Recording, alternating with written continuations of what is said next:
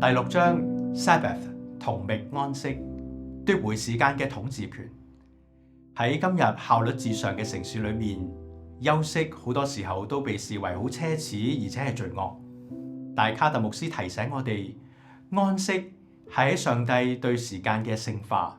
佢分享咗自己住院嘅1個禮拜，被逼停落嚟去經歷。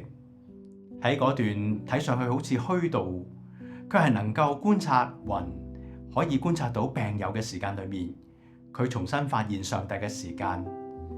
安息唔係淨係瞓覺，而係覺醒。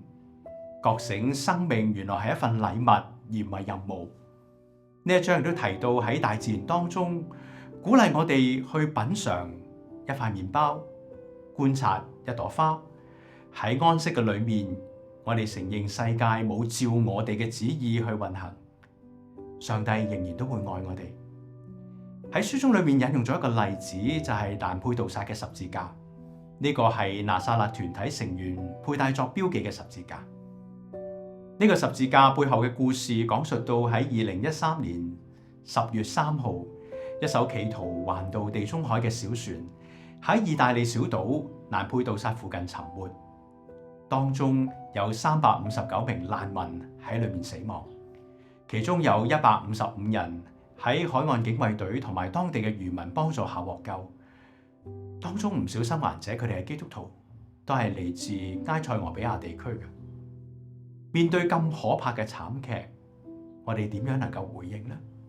於是當時當地教會一位教友，佢係一位木匠，就用船隻殘骸嘅木製造咗一批簡約嘅十字架，送俾生還者。呢個十字架係呢件事件同埋一個時代嘅象徵，講述到一班嘅難民，佢哋流徙去到歐洲地方尋覓家園嘅故事。佢哋本國已經流離失所，因此要逃往到其他嘅國家尋求收容。當中好多嘅人帶住希望橫越地中海，不過喺途中就遇溺身亡。